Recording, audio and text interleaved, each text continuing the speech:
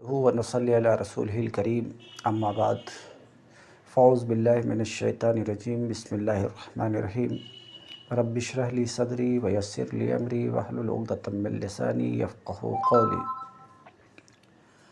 باب العلم انواریہ educational society و جامعہ انواریہ حیدرآباد انڈیا کی زیر اہتمام شرح تہذیب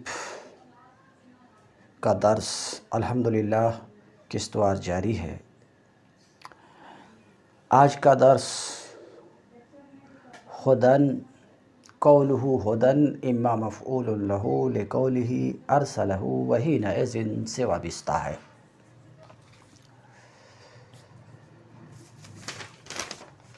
قولہ مصنف کا قول ہدن، کہاں ہدن؟ علی من ارسلہ ہدن۔ تو شارح کہتے ہیں مصنف کا قول ہدن اما مفعول لہ لقولہ ارسلہ۔ اب یہاں پر پہلے نحوی گفتگو کرنا چاہ رہے ہیں وہ یہ کہ ہدن کو نصب کیوں ہے اور ہدن از روئے ترکیب کے کیا کیا ہو سکتا ہے، اس سلسلے میں شارح گفتگو کرنا چاہ رہے ہیں۔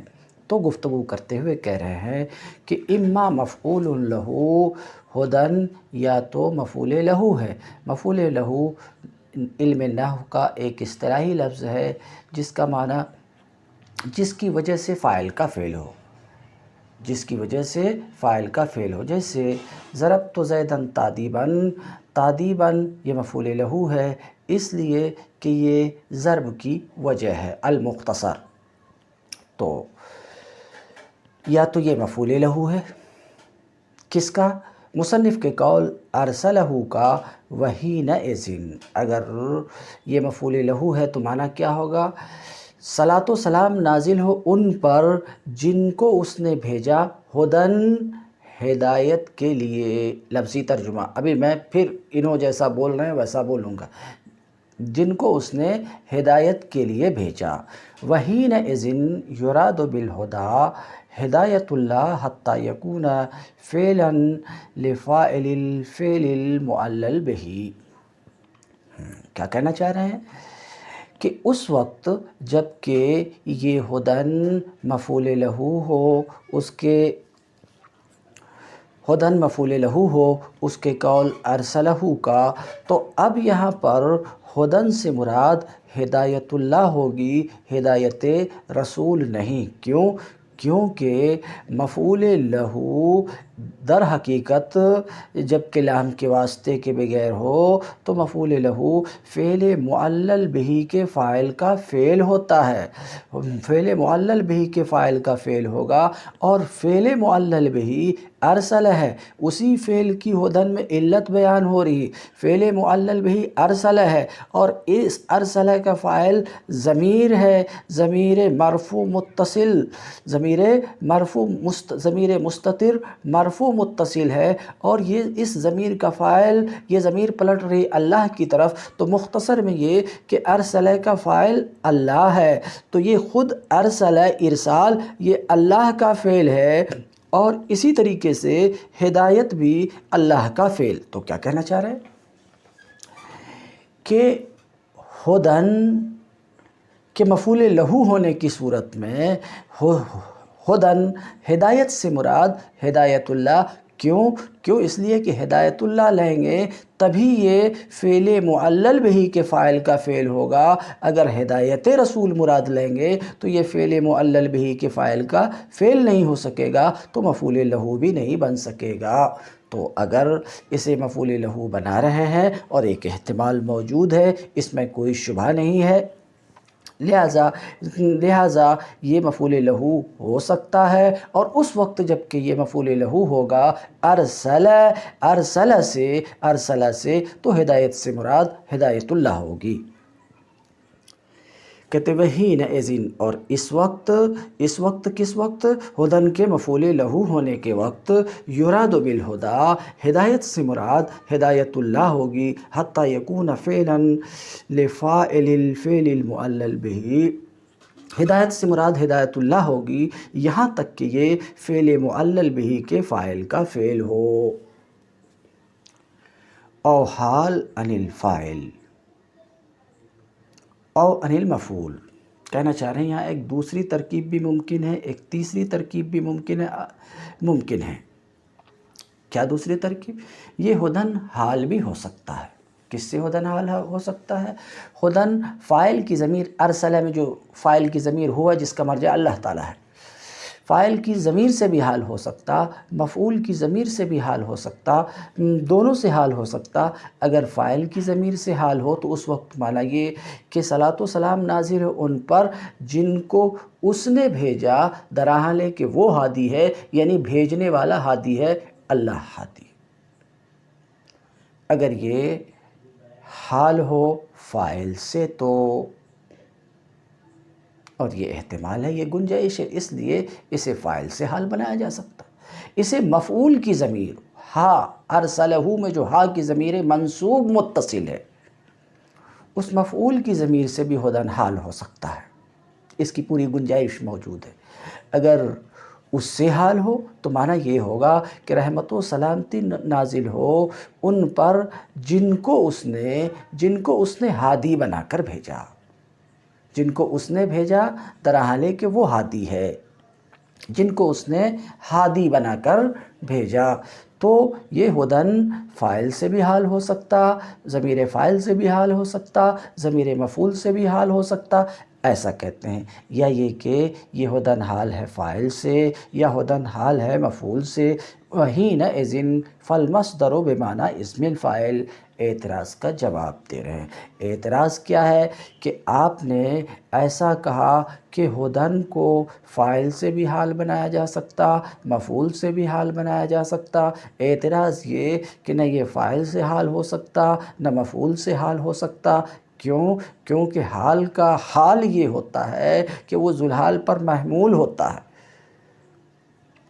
ذوالحال پر محمول ہوتا. جیسے جاء زید راکباً میں راکب کا زید پر حمل صحیح ہے، راکب کا زید پر حمل صحیح ہے، تو حال کا حال یہ ہے کہ وہ ذوالحال پر محمول ہوتا. اور ہدن کا حمل درست نہیں ہے، نہ ضمیر فاعل پر نہ ضمیر مفعول پر، بلفظ دیگر نہ اللہ تعالیٰ پر نہ اللہ کے رسول پر، کسی پر بھی ہدن کا حمل درست نہیں ہے. لہٰذا یہ ہدن نہ فاعل سے حال ہو سکتا نہ مفعول سے حال ہو سکتا. معترض ایسا کہتا کیوں نہیں حمل صحیح ہے؟ ہدن کا حمل اس لیے صحیح نہیں ہے کہ ہدن مصدر ہے اور مصادر سب آراز ہوتے ہیں، مصادر سب کے سب آراز ہوتے ہیں، تو ہدن بھی عرض ہے اور عرض کا حمل ذات پر درست نہیں ہے، عرض کا حمل ذات پر درست نہیں ہے. اس لیے ہدن کا حمل، ہدن کو حال بنانا فاعل و مفعول سے درست نہیں ہے، ایسا معترض کہتے ہیں. اس کا جواب دے رہے ہیں. وحینئذ اور اس وقت، کس وقت؟ ہدن کے فاعل یا مفعول سے حال ہونے کے وقت. اس وقت جب کہ ہدن حال ہو فاعل سے یا مفعول سے، کہتے ہیں مصدر اسم فاعل کے معنی میں ہوگا. سمجھ رہے ہیں؟ مصدر کس کے معنی میں ہوگا؟ اسم فاعل، یعنی ہدن ہادی کے معنی میں ہوگا، ہادین کے معنی میں ہوگا. اب کوئی اعتراض نہیں. سوال، ہدن ہادی کے معنی میں بہت مرتبہ مصدر بولا جاتا ہے اور اس سے مشتق مراد لیا جاتا ہے. مثلاً بولتے ہیں خلق، اس سے مراد مخلوق لیتے ہیں. کئی مرتبہ عدل، زید عدل بولتے ہیں اور اس سے مراد زید عادل لیتے ہیں. تو مصدر یہاں پر ہدن یہ ہادی کے معنی میں ہے، ہادی کے معنی میں ہے تو یہ مشتق ہوا. اب اس کا حمل درست ہے تو ہدن حال فاعل سے بھی ہو سکتا، مفعول سے بھی ہو سکتا. اس وقت یعنی ہدن کے حال ہونے کے وقت مصدر جو ہدن جو مصدر ہے یہ اسم فاعل کے معنی میں ہے. ایک جواب تو ہو گیا. دوسرا، حال بن سکتا ہے ہدن؟ آپ نے کہا نہیں بن سکتا، ایسا نہیں ہے. ہدن کا حمل حال فی الحال پر محمول ہوتا ہے۔ ہدن کا حمل مبالغتاً ہے، ہدن کا حمل مبالغتاً ہے، یہ ٹھیک ایسے ہی یعنی مجاز فی طرف ہے، مجاز فی طرف ہے، ٹھیک ایسے ہی جیسے کہ بولا جاتا ہے زید عدل، عدل مصدر ہے، عدل مصدر ہے، اس مصدر کا حمل زید پر یعنی ذات پر ہے، ایسا بولا جاتا ہے، مجازاً ایسا بولا جاتا ہے، اور ایسا بول کر کے مقصد یہ ہوتا ہے کہ یہ ذات مثلا زید کی ذات ایسی ذات ہے جس سے عدل کا صدور اتنا زیادہ ہوا ہے کہ گویا کہ ذات عین صفت بن گئی ہے، تو مبالغتاً حمل ہے۔ تو اب ہدن کا حمل مبالغتاً ہے، ہدن یہ حال ہے فاعل سے بھی مفعول سے بھی، اور حمل مبالغتاً ہے۔ مبالغتاً حمل سے مقصود یہ ہے کہ اس ذات میں یہ صفت اتنی زیادہ ہے گویا کہ ذات عین صفت بن گئی ہے۔ اس بات کی طرف اشارہ کرنے کے لیے مصدر ہی ہدن کا استعمال کیا گیا بجائے ہادی کے، ایسا کہنا چاہتے ہیں۔ یا جواب میں یوں کہا جائے کہ ذوالحال پر ہدن مصدر کا حمل مبالغتاً ہے، ایسے ہی جیسے کہ زید عدل میں عدل مصدر ہے اور اس کا حمل زید پر مبالغتاً ہے، ویسے ہی ہدن کا حمل فاعل یا مفعول کی ضمیر پر مبالغتاً ہے، یہ بتانے کے لیے کہ اس ذات میں ہدایت اس کثرت سے ہے گویا کہ ذات عین ہدایت ہے۔ ہو بالاہتداء حقیق، ہو بالاہتداء حقیق، رحمت و سلامتی نازل ہو ان پر جن کو اس نے ہادی بنا کر بھیجا، جن کو اس نے ہادی بنا کر بھیجا، ہو بالاہتداء حقیق، انہی سے راستہ پایا جانا مناسب ہے۔ ہوا کی ضمیر اگر رسول اللہ کی طرف پلٹائی جائے تو معنی یہ ہوگا، یہ پوری گنجائش موجود ہے۔ ہوا کی ضمیر اللہ کی طرف بھی پلٹ سکتی ہے، اس کی بھی پوری گنجائش موجود ہے۔ اگر ادھر یہ ضمیر پلٹے تو اس وقت معنی یہ ہوگا کہ اسی سے ہدایت پایا جانا مناسب ہے۔ قولہ بالاہتداء، مصنف کا قول بالاہتداء، مصدر مبنی للمفعول ای بأن یہتدی،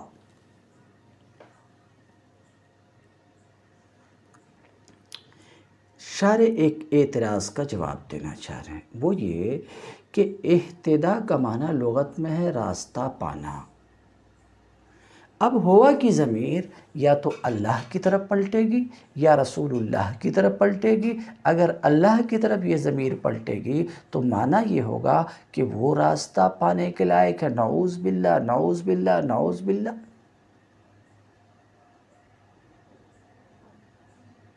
اور اگر یہ ضمیر رسول اللہ کی طرف پلٹے گی تو معنی یہ ہوگا کہ رسول اللہ راستہ پانے کے لائق ہیں، یعنی رسول اللہ مہتدی ہیں اور رسول اللہ ہادی بن کر کے آئے ہیں۔ تو اگر رسول اللہ کی طرف یہ ضمیر پلٹے تو آپ صلی اللہ علیہ وسلم کی زبان، آپ صلی اللہ علیہ وسلم کی شان میں یہ کسر شان ایک گستاخی جیسی بات ہوگی۔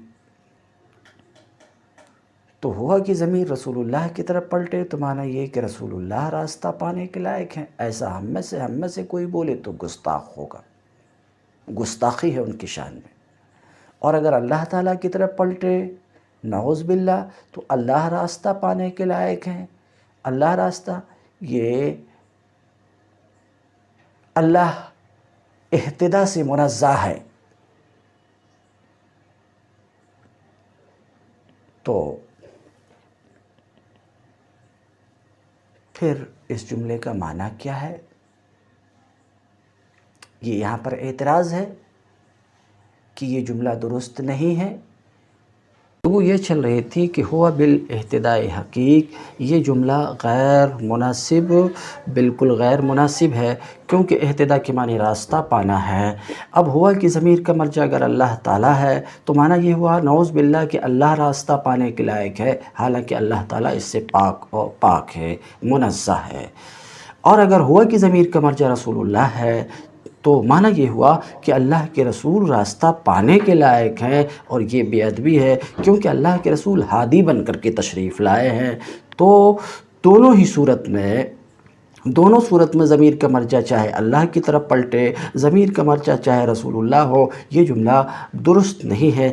یہ ہے اس کے اوپر اعتراض۔ اس اعتراض کا جواب دیتے ہیں شارح، مصدر مبنی للمفعول۔ حاصل جواب یہ ہے کہ آپ کے اعتراض کی بنیاد اس پر ہے کہ اہتداء مصدر لازم ہے، اہتداء مصدر لازم ہے، سمجھ رہے ہیں؟ آپ کے اعتراض کی بنیاد اس بات پر ہے، ہاں اہتداء مصدر لازم ہے مگر اسے متعدی بنایا گیا ہے، کس کے ذریعے سے؟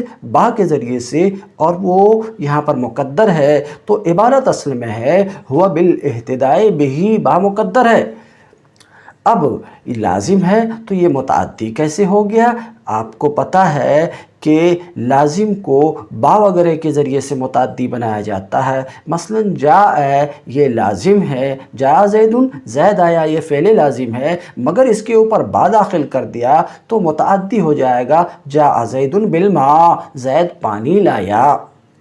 تو یہاں پر بھی اہتداء یہ متعدی ہے۔ یہاں اہتداء جو مصدر ہے یہ مصدر معروف نہیں ہے، مصدر مجہول ہے۔ تو اعتراض کی بنیاد آپ کی اس پر ہے کہ یہ مصدر معروف ہے، مگر یہ مصدر معروف نہیں ہے، مصدر مجہول ہے۔ مصدر مجہول ہے تو اب اس کا معنی یہ ہوا بالاہتداء حقیق، اسی سے یعنی اللہ سے، اسی سے راستہ پایا جانا مناسب ہے۔ اور اگر ضمیر رسول اللہ کی طرف پلٹ رہی تو معنی یہ کہ انہی سے راستہ پایا جانا مناسب ہے، اور اس میں کوئی بات نہیں ہے۔ اللہ سے راستہ پایا جانا مناسب ہے، رسول اللہ سے راستہ پایا جانا مناسب ہے، اس میں کوئی کباہت نہیں ہے۔ تو معترض کے جواب میں ہم یہ کہہ رہے ہیں کہ آپ کے اعتراض کی بنیاد اس بات پر ہے کہ اہتداء مصدر معروف ہے، مگر ویسا نہیں ہے، یہ مصدر مجہول ہے، تو دو اعتراض میں سے کوئی بھی وارد نہیں ہوگا۔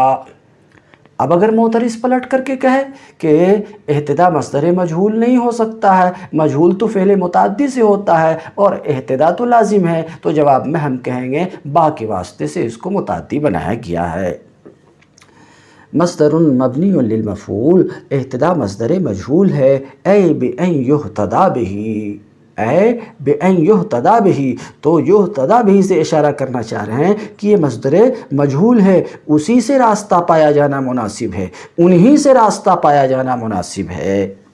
بات ختم ہو چکی کہ یہ مصدر مجہول ہے۔ تو اب دو اعتراض میں سے کوئی، دو قباحتوں میں سے کوئی قباحت اس عبارت کے اوپر وارد نہیں ہوگی۔ والجملۃ صفت لقولہ ہدن او یکونان حالین مترادفین او متداخلین ویحتمل الاستئناف۔ اور یہ جملہ ہوا بالاہتداء حقیق، یہ جو جملہ ہے اس میں شارح کہتے ہیں کہ تین ترکیب ہو سکتی ہے۔ نمبر ایک، یہ جملہ دوسرا حال ہو، علی من ارسلہ سے بہیں طور کے ہدن اس کا پہلا حال، ہوا بالاہتداء حقیق دوسرا حال۔ تو معنی یہ ہوگا ایک صورت میں رحمت و سلامتی نازل ہو ان پر جن کو اس نے ہادی بنا کر بھیجا، درا حال ہے کہ ان سے راستہ پایا جانا مناسب ہے۔ تو ایک ترکیب تو یہ کہ یہ جملہ دوسرا حال ہو، یعنی ہدن پہلا حال اور یہ دوسرا حال، تو ایسی صورت میں یہ حالین مترادفین ہوں گے، ایک ذوالحال سے دو حال ہوں، ایک ذوالحال سے ذوالحال میں ہم ہا ضمیر منصوب متصل کو لے رہے ہیں، ہدن یہ پہلا حال، ہوا بالاہتداء حقیق دوسرا حال، تو ایک ذوالحال سے دو حال، ایک ذوالحال سے دو حال، تو اس کو حالین مترادفین بولتے ہیں۔ تو شارح کہنا چاہ رہے ہیں کہ یہ حالین مترادفین بھی ہو سکتے ہیں، ہدن ہو بالاہتداء حقیق۔ دوسرا حالین متداخلین بھی ہو سکتے۔ حالین متداخلین کیا ہوتا ہے؟ ایک ذوالحال سے ایک حال ہو، ذوالحال سے ایک حال ہو اور اس حال کی ضمیر سے دوسرا حال ہو۔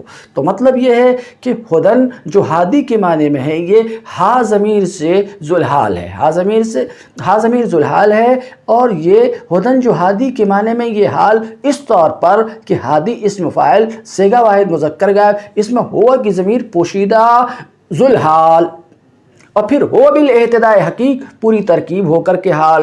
تو ایک ذوالحال سے ایک حال ہے، پھر اس حال کی ضمیر سے دوسرا حال ہے، تو اسے حالین متداخلین بولتے ہیں۔ حاصل گفتگو کا یہ کہ ہوا بالاہتداء حقیق، یہ جملہ حالین مترادفین بھی ہو سکتا ہے، حالین متداخلین بھی ہو سکتا، اس طریقے پر جس کو میں ابھی بیان کیا۔ تو یہ دو ترکیب ہوئی۔ تیسری ترکیب بھی ہو سکتی ہے یہاں پر۔ تیسری ترکیب یہ ہو سکتی ہے کہ یہ جملہ مستانفہ بھی ہو سکتا۔ جملہ مستانفہ بار بار میں بیان کر چکا، جملہ مستانفہ وہ جملہ ہوتا ہے جو ماسبق کے کلام سے کوئی شبہ، کوئی سوال، کوئی اعتراض پیدا ہوتا، اس اعتراض اور سوال کو دفع کرنے کے لیے اس کے جواب کے طور پر جو آتا، اسے جملہ مستانفہ کہتے ہیں۔ تو یہ جملہ مستانفہ بھی ہو سکتا ہے۔ اب ماسبق کے جملے سے کیا سوال ہو رہا؟ ماسبق کا جملہ یہ ہے کہ رحمت و سلامتی نازل ہو ان پر جن کو اس نے ہادی بنا کر کے بھیجا، تو سوال یہ ہو رہا ہے اس پر کہ ہادی بنا کر کیوں بھیجا؟ تو اس کا جواب ہے ہو بالاہتداء حقیق، ہادی بنا کر اس لیے بھیجا کہ ان سے ہدایت پایا جانا مناسب ہے۔ تو اب یہ جملہ مستانفہ بھی ہو سکتا ہے۔ تو آپ کو سمجھ میں آیا ہوگا کئی مرتبہ ایک جملے کی کئی ترکیبیں ہو سکتی ہیں، جیسا کہ آپ سماعت فرما رہے ہیں۔ ہو بالاہتداء حقیق میں کہا کہ یہ دوسرا حال بھی ہو سکتا ہے، یہ بھی کہا کہ حال کی ضمیر سے حال بھی ہو سکتا، یعنی حالین مترادفین بھی ہو سکتا، حالین متداخلین بھی ہو سکتا، جملہ مستانفہ بھی ہو سکتا۔ تفصیل گزر چکی، تو یہ بات ذہن میں رہنی چاہیے کہ کئی مرتبہ ایک جملے کی کئی ترکیب ممکن ہوتی ہے۔ والجملۃ، اور جملہ یعنی ہوا بالاہتداء حقیق، یہ صفت ہے مصنف کے قول ہدن کی۔ یہ ایک الگ ترکیب ہے۔ میں 3 صورت بتایا تھا، ایک چوتھی صورت بھی بیان کر رہے ہیں، اس کو مجھ سے چھوٹ گئی تھی، میں اس کا اعادہ کر لیتا ہوں کہ 3 ترکیب، 3 نہیں 4 ہو سکتی۔ چوتھی ترکیب یہ بھی ہو سکتی ہے کہ یہ پورا جملہ ہدن کی صفت ہو۔ کیا مطلب؟ علی من ارسلہ ہدن، جن کو اس نے ہادی بنا کر بھیجا، ہوا بالاہتداء حقیق، ایسا ہادی بنا کر بھیجا کہ انہی سے ہدایت پایا جانا مناسب ہے۔ تو یہ پورا جملہ ہدن کی صفت، ہدن موصوف، یہ پورا جملہ صفت، یہ ایک ترکیب اور ہوئی، 4 ترکیب ہو گئی۔ والجملۃ صفت لقولہ ہدن، اور یہ پورا جملہ ہدن کی صفت ہے، ایک ترکیب۔ دوسری ترکیب، یا یہ دونوں حالین مترادفین بھی ہو سکتے ہیں، یا حالین مترادفین ہوں گے، میں بیان کر چکا، یا حالین متداخلین ہوں گے، اس کو بھی بیان کر چکا۔ وَيَحْتَمِلُ الْاِسْتِئْنَافَ، اور یہ جملہ مستانفہ بھی ہو سکتا ہے۔ تو جتنی سی بات بولے میں 1 منٹ میں اس کا اعادہ کر دوں۔ انہوں نے ہدن سے ہوا بالاہتداء حقیق میں اتنی سی گفتگو کیے، کیا کیے؟ ہدن مفعول لہ ہو سکتا، اگر ایسا ہو مفعول لہ ہو تو ہدایت سے مراد ہدایت اللہ، ایک ترکیب۔ دوسرے، ہدن حال ہو سکتا، فاعل کی ضمیر سے بھی، حال ہو سکتا مفعول کی ضمیر سے۔ بات ختم ہوئی، تفصیل گزر چکی۔ ہوا بالاہتداء حقیق، یہاں 4 ترکیب ممکن ہے۔ نمبر 1، یہ پورا جملہ ہدن کی صفت ہو، ہدن موصوف، یہ پورا جملہ اس کی صفت، ایک ترکیب۔ نمبر 2، ہوا بالاہتداء حقیق، یہ حالین مترادفین ہو سکتے، یعنی ایک ذوالحال سے ہدن پہلا حال اور یہ دوسرا حال۔ حالین متداخلین بھی ہو سکتے، یعنی ذوالحال سے خداً حال اور حال کی ضمیر سے وہ بالاہتداء حقیق یہ حال، تو حالین متداخلین بھی یہ ہو سکتے ہیں۔ 3 ترکیب ہوئی۔ چوتھی ترکیب ہوا بالاہتداء حقیق جملہ مستأنفہ بھی ہو سکتا ہے۔ یہ آپ نے سماعت فرمایا۔ تو اب آگے وَنُورًا بِهِ الْاِقْتِدَاءُ، میں ذرا سا عبارت چھوٹی اس کی طرف پلٹ کر کے آؤں گا۔ ہاں، وَنُورًا بِهِ الْاِقْتِدَاءُ یلیق، رحمت و سلامتی نازل ہو ان پر جن کو اس نے ہادی بنا کر بھیجا کہ انہی سے راستہ پایا جانا مناسب ہے۔ وَنُورًا بِهِ الْاِقْتِدَاءُ یلیق، جن کو ایسا نور بنا کر کے بھیجا کہ انہی کی پیروی مناسب ہے۔ اب نوراً بہ الاقتداء یلیق میں وہ ساری ترکیب ویسے ہی ہوگی جیسے ہدن ہوا بالاہتداء حقیق میں گزری۔ اگر جلدی میں بولنے کے لیے کہیں تو میں یہ کہہ سکتا ہوں کہ نوراً بہ الاقتداء، نوراً مفعول لہ ہو سکتا ہے، نوراً فاعل سے حال ہو سکتا ہے، نوراً مفعول سے حال ہو سکتا ہے، نوراً یہ اس سے حال ہو سکتا ہے نوراً۔ اس کے بعد بہ الاقتداء یلیق، یہ جو جملہ ہے یہ اس کی نوراً کی صفت ہو سکتی ہے، نیز حالین مترادفین ہو سکتے، حالین متداخلین ہو سکتے، جملہ مستأنفہ ہو سکتے، اس کو کہتے ہیں۔ وقس علی ھذا قولہ، اسی پر آپ قیاس کر لیجئے مصنف کے قول نوراً کو نچلے جملہ یعنی بہ الاقتداء یلیق کے ساتھ۔ قولہ بہ متعلق بالاقتداء لا بیلیق، اب نور بنا کر بھیجا کہ انہی کی اقتداء مناسب ہے۔ بہی باحرف جار، حاضمیر مجرور، جار مجرور، ظرف، اس کا کسی نہ کسی سے تعلق ضروری، تو اس کا تعلق کس سے ہے؟ اقتداء سے تعلق ہے یا یلیق سے تعلق ہے؟ جواب، اقتداء سے اس کا تعلق ہے، یلیق سے اس کا تعلق نہیں ہوگا، کیونکہ یلیق سے تعلق ہو تو معنی یہ ہے کہ ان کے لیے مناسب ہے کہ وہ اقتداء کریں ہماری، نعوذ باللہ استغفر اللہ۔ اگر یلیق سے اس کا تعلق ہو تو یہ معنی ہوتا ہے، اور یہ معنی درست نہیں ہے۔ ہاں، اگر اس کا تعلق اقتداء سے تو معنی یہ ہے کہ انہی کی اقتداء مناسب ہے، یعنی ہمارے لیے مناسب و لائق ہے کہ ہم ان کی اقتداء کریں، تو یہ بات واضح ہو گئی اسی سے کہ بہی جو ظرف ہے اس کا تعلق اقتداء سے ہے، یلیق سے نہیں، ایسا کہنا چاہ رہے ہیں شارح۔ مصنف کا قول بہی یہ اقتداء سے متعلق ہے، یلیق سے اس کا تعلق نہیں ہے۔ کیوں؟ فَإِنَّ اقتداءنا بہ علیہ السلام، کیونکہ نبی کریم صلی اللہ علیہ وسلم کی ہمارے لیے اقتداء کرنا، کیونکہ ہم نبی کریم صلی اللہ علیہ وسلم کی اقتداء کریں، یہ ہمارے لائق ہے، ہمارے لیے مناسب، ان کے مناسب نہیں ہے، گفتگو کر چکا۔ کیونکہ یہ ہمارے لیے کمال ہے، ہم ان کی اقتداء کریں، یہ ہمارے لیے کمال ہے، وہ ہماری اقتداء کریں، لا، ایسا نہیں، ان کے لیے کوئی کمال نہیں ہے۔ وحینئذ تقدیم الظرف، اب یہ بات ختم ہونے کے بعد کہ بہی جو ظرف ہے قطعی ہے کہ اس کا تعلق اقتداء سے ہے، یلیق سے نہیں ہے، ورنہ گستاخی ہوگی۔ اب ایک دوسری بات، یلیق سے ہے تو عبارت یوں ہونی چاہیے، الاقتداء بہ یلیق، ظرف کو پہلے لایا گیا۔ اگر ترکیب کریں گے تو جار مجرور سے ثابت سے متعلق کریں گے، خبر بنے گی، اقتداء مبتدا کا مقام پہلے آنا ہے، خبر کا مقام بعد میں آنا ہے، تو یہ اس عبارت کو ہونا چاہیے الاقتداء بہ، مگر ایسی عبارت نہیں ہے، ایسے الفاظ نہیں ہیں، بہ الاقتداء، ظرف کو مقدم کیا گیا۔ تو کہہ رہے ہیں ظرف کو جو مقدم کیا گیا حصر کے مقصود ہونے کی وجہ سے، یہ تقدیم سے حصر کیسے حاصل ہوتا؟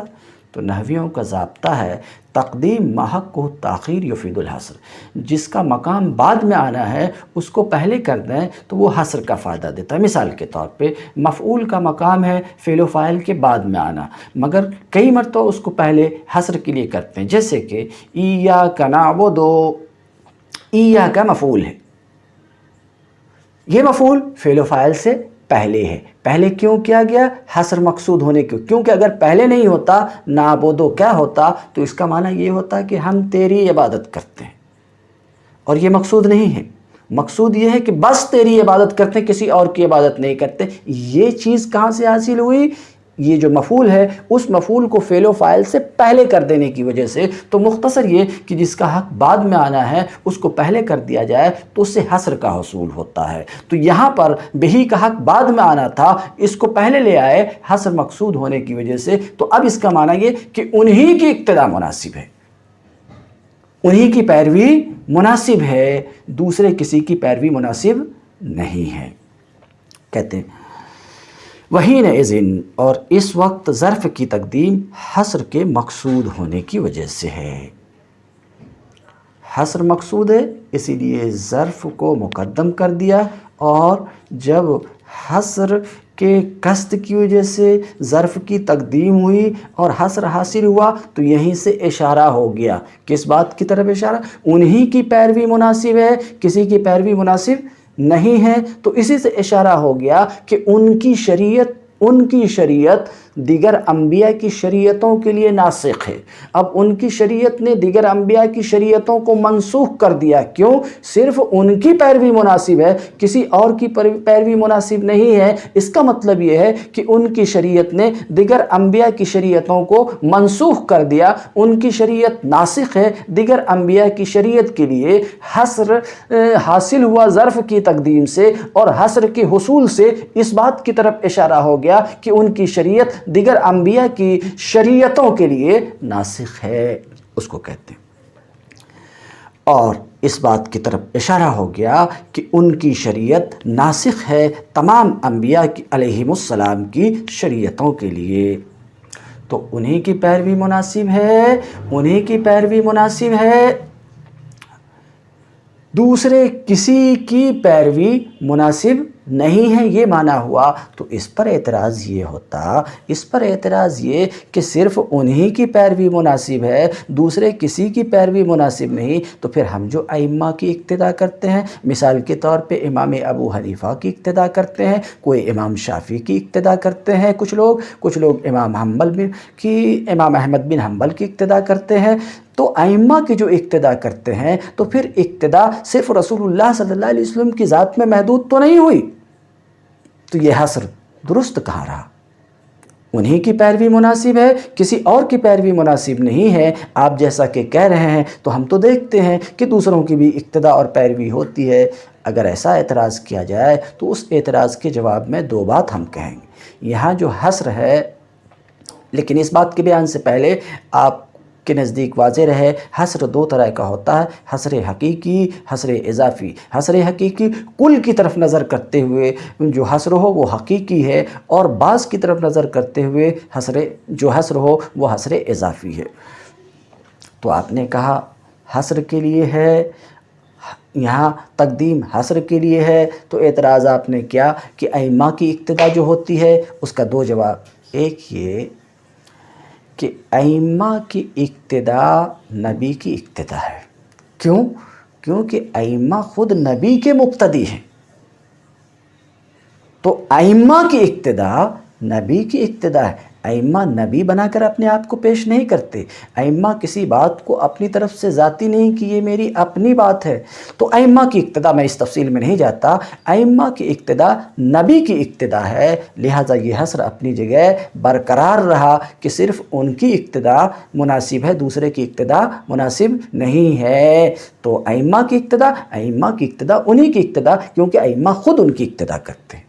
یا تو ایسا کہا جائے کہ حصر حقیقی، یا یہ کہیں گے کہ یہ حصر اضافی۔ ماشاءاللہ، یا یہ کہیں گے کہ حصر اضافی ہے۔ حصر اضافی کا مطلب یہ ہے کہ یہ جو حصر ہے انبیاء کی طرف نظر کرتے ہوئے، یعنی صرف انہی کی اقتداء مناسب ہے، انبیاء میں سے صرف ان کی اقتداء مناسب ہے، اب کسی دوسرے نبی کی اقتداء مناسب نہیں ہے۔ تو دو جواب دیا جائے، پہلا بھی جواب دیا جا سکتا یہ حصر حقیقی بھی ہو سکتا، حصر اضافی بھی ہو سکتا، لہٰذا یہ حصر درست ہے۔ کہتے ہیں وَأَمَّا الْاِقْتِدَاءُ بِالْأَئِمَّةِ، لیکن ائمہ کی اقتداء تو اس سلسلے میں کہا جائے گا فَإِنَّهُ اِقْتِدَاءٌ بِهِ حقیقہ، تو کہا جائے گا انَّهُ اِقْتِدَاءٌ بِهِ حقیقتاً، ائمہ کی اقتداء حقیقت میں نبی ہی کی اقتداء ہے۔ اور یقال، یا یہ کہ یوں کہا جائے کہ یہ حصر اضافی ہے دیگر انبیاء کی طرف نظر کرتے ہوئے۔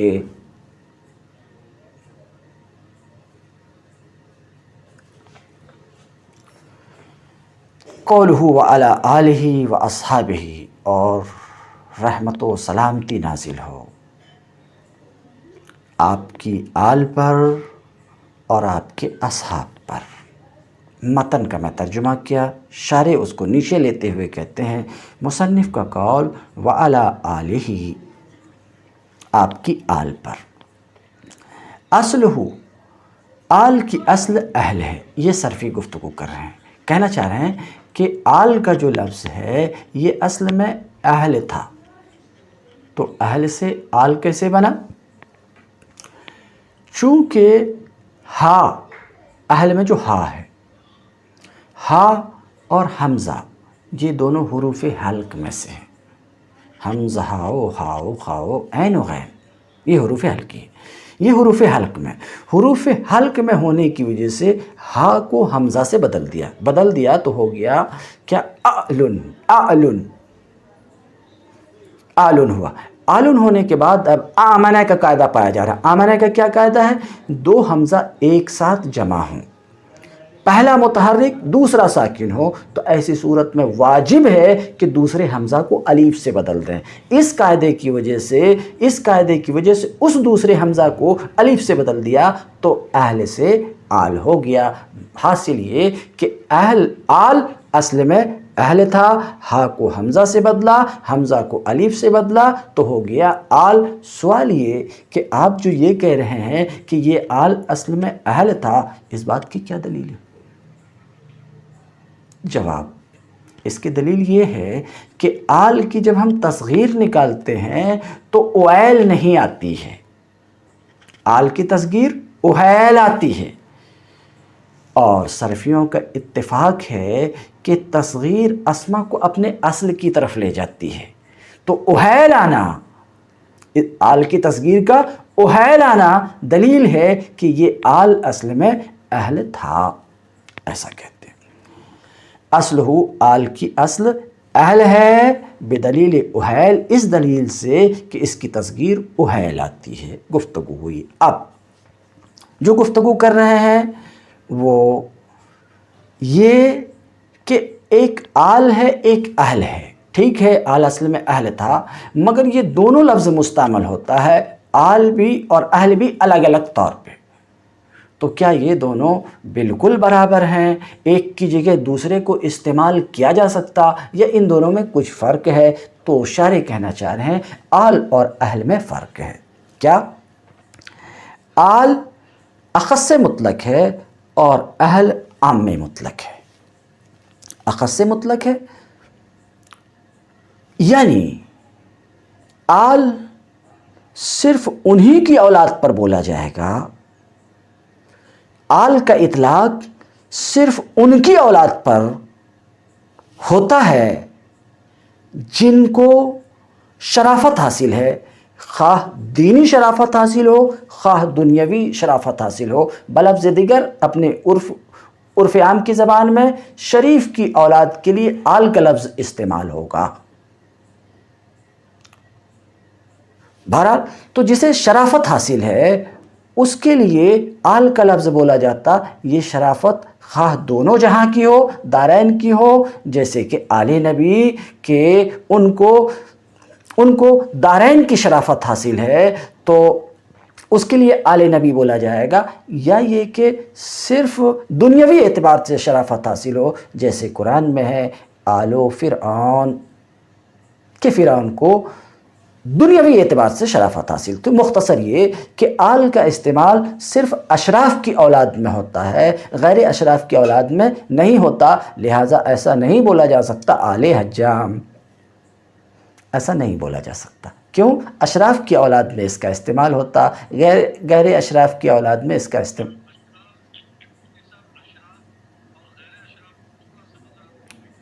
اشراف شریف لوگ، وہ جن کو شرافت حاصل ہو، وہ جن کو شرافت حاصل ہے، خواہ دینی اعتبار سے شرافت حاصل ہے جیسے کہ نبی اور ان کی اولاد کو شرافت حاصل ہے دینی اعتبار سے بھی اور دنیاوی اعتبار سے بھی، تو یہ اشراف ہیں۔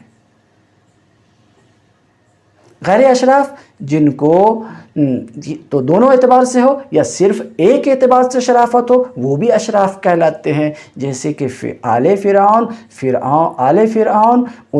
فرعون کو بھی شرافت حاصل تھی دنیاوی اعتبار سے، حاکم ہونے کے اعتبار سے، تو یہ تو اشراف ہیں۔ غیر اشراف جیسے کہ وہ جن کا پیشہ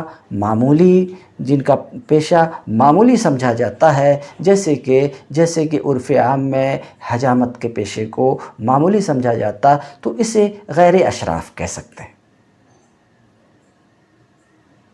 بہرحال تو میں گفتگو یہ کر رہا تھا کہ شارح کہہ رہے ہیں کہ آل اور اہل ان دونوں میں فرق ہے۔ کیا آل اخص مطلق ہے، اہل عام مطلق ہے۔ آل کا اطلاق صرف اشراف کی اولاد میں ہوتا اور اہل کا اطلاق اشراف کی اولاد میں بھی ہوتا ہے، اشراف کی اولاد میں بھی ہوتا ہے اور غیر اشراف کی اولاد میں بھی ہوتا۔ چنانچہ اہل حجام بولا جاتا ہے اور ایسا بھی بول سکتے ہیں اہل نبی، اہل بیت۔ خص استعمالہ فی الاشراف، آل کا استعمال اشراف میں خاص ہے۔ آل نبی اطرتہ، نبی کی آل یعنی نبی کی آل، اطرتہ نبی کی اولاد، المعصومون جو صغائر و کبائر سے معصوم ہیں۔ آل نبی کون ہیں؟ نبی کی اولاد ہیں۔ المعصومون جو صغائر و کبائر سے معصوم ہیں، جو صغائر و کبائر سے معصوم ہیں۔ سوال: کیا آل نبی صغائر و کبائر سے معصوم ہوتے ہیں؟ جواب: نہیں، معصوم نہیں ہوتے ہیں۔ یہ جو شارح ہیں عبداللہ یزدی، شیعہ امامیہ فرقہ سے ہیں، انہوں نے اپنے فرقے اور مسلک کے اعتبار سے اس کا اضافہ کیا، کیونکہ ان کا نظریہ یہ ہے کہ آل نبی یہ صغائر و کبائر سے معصوم ہوتے ہیں۔ یہ ان کے اپنے نظریہ کے بنا پر، ہمارا نظریہ ایسا نہیں ہے۔